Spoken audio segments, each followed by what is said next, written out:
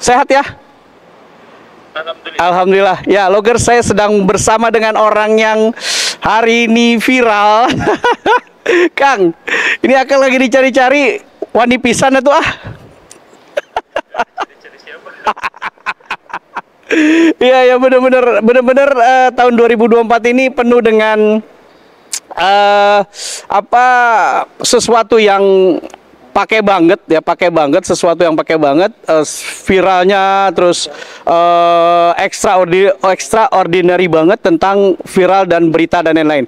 Kang, numpang tanya nih Kang, bisa menjadi viral itu kan karena sering mengkritik paradigma Islam ya. Terus terutama paradigma keislaman orang Indonesia nih dalam hal pendidikan. Itu akhirnya sakit hati, terus apa namanya, menurut Kang Guru secara otomatis nih gitu kan, mengkritik atau lulusan ini sebenarnya lembaganya, menterinya ini sepesimis itukah hingga disuarakan, Kang?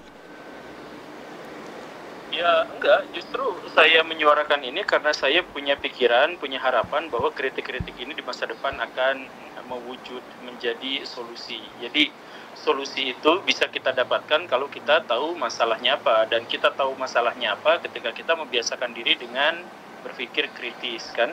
Jadi sebenarnya berpikir kritis itu dan mengajukan kritik itu juga termasuk salah satu solusi untuk memperbaiki masa depan.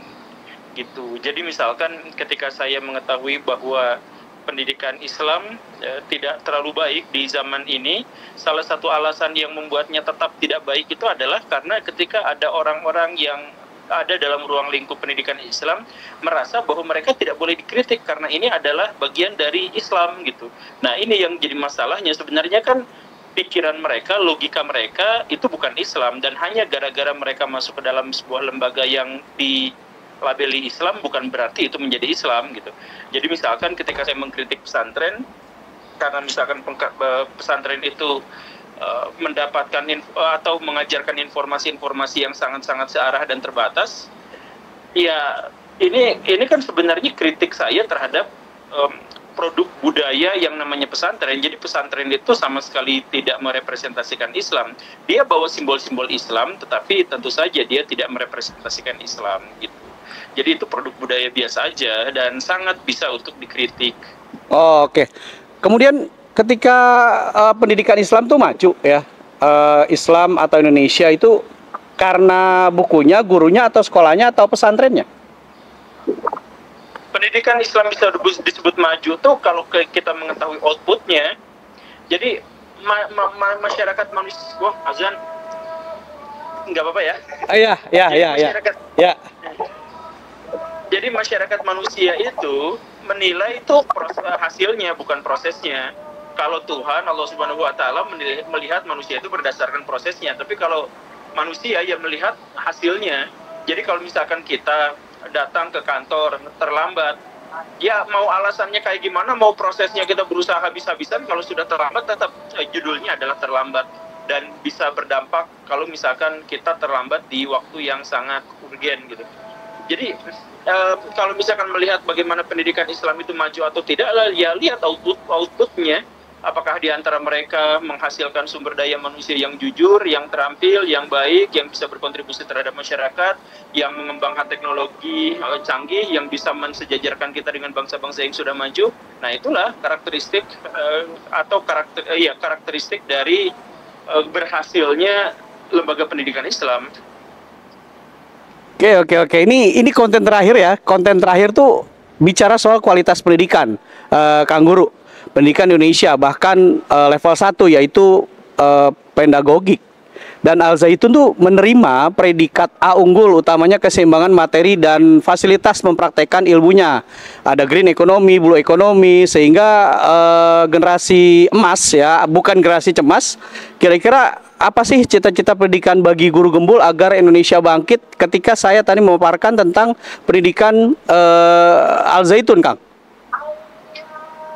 Ya, Iya, saya berharap kalau memang Al-Zaitun benar-benar bisa menunjukkan bahwa sekarang mereka memiliki semangat pedagogi yang baik, bahwa mereka sekarang memiliki fasilitas yang memadai untuk menyelenggarakan sistem pendidikan yang baik, bahwa mereka sekarang menghasilkan output yang baik, ya saya bersyukur. Ya, semoga pihak-pihak yang lain juga bisa mencontoh dan mengambil pelajaran-pelajaran dari Al-Zaitun, dan semoga Al-Zaitun juga bisa konsisten, bukan hanya dalam sisi kontroversinya, tetapi juga dalam kemampuan mereka untuk membangun generasi masa depan bangsa.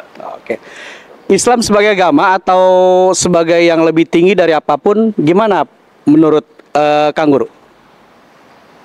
Gimana maksudnya? Islam sebagai agama atau sebagai yang lebih tinggi dari apapun, menurut Kang Guru kumaha? Islam itu secara harfiah memang menyatakan dirinya sebagai agama. Agama dalam definisi, kalau di dalam Al-Quran itu kan din gitu. Dan din itu secara terpaksa masuk ke dalam bahasa Indonesia menjadi agama gitu.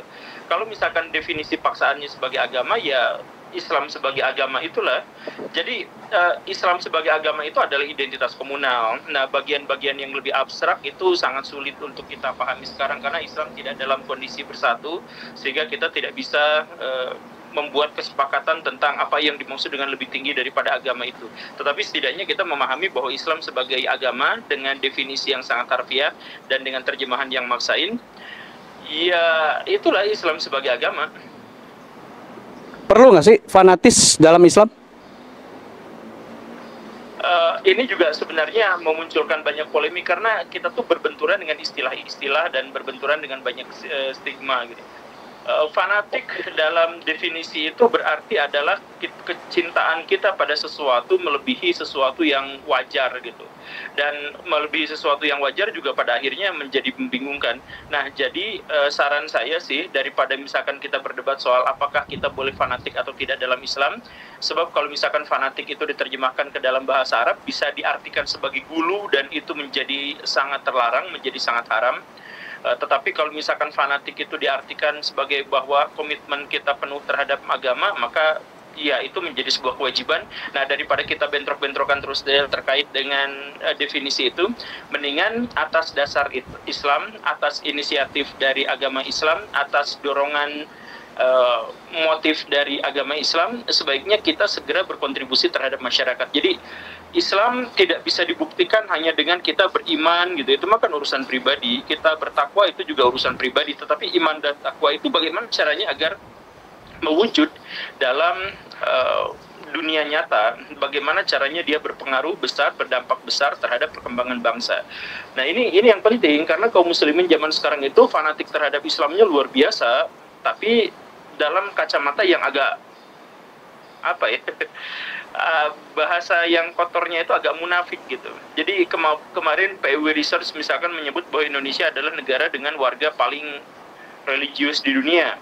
Dalam kondisi korupsi salah satu yang paling tinggi di dunia, pungli salah satu yang paling tinggi di dunia, pengusaha-pengusaha banyak yang tidak dipercaya, Polri dan TNI juga banyak tidak disukai oleh masyarakat, kemudian pemerintahan kita juga tidak baik-baik saja, dan banyak sekali. Jadi di satu sisi kita mengklaim sebagai negara paling religius di dunia warganya, tetapi wujudnya justru sebaliknya. Makanya daripada kita berdebat soal definisi, soal fanatik atau tidak, mendingan langsung to the point apa yang harus kita lakukan untuk bisa menunjukkan sampai sejauh mana Islam itu rahmatan lil alamin. Oke, Kang, terakhir Kang. Saya lagi ada di galangan kapal eretan Samudra Biru Al-Zaitun nih, Kang. Ketika carut marut ya kan, terus berisik-berisik di media sosial, berisik-berisik di dunia maya gitu. Tapi ternyata Al-Zaitun, Syekh Panji Gumilang sebagai tokoh pendidik juga tokoh Islam, beliau justru malah membangun, Kang, membangun blue economy, membangun green economy, membangun pendidikan, membangun generasi dan lain-lain. Nah, ini apakah bisa menjadi solusi bagi carut marut dan berisik-berisik hari ini, Kang Gembul? Iya, saya harap kalau memang Syekh Panji Gumilang beserta Al-Zaitunnya itu memberikan kontribusi yang besar terhadap negara dan itu menjadi salah satu pesantren terbesar dengan aset yang juga sangat luar biasa, ya sudah sepatutnya untuk bisa memberikan kontribusi. Kalau misalkan di situ ada galangan kapal, Ya, wujudkan aja pada sesuatu yang lebih bisa dilihat oleh masyarakat, wujudkan pada sesuatu yang bisa dilihat oleh dunia, dan agar bisa dilihat dunia tentu saja kita membutuhkan integritas.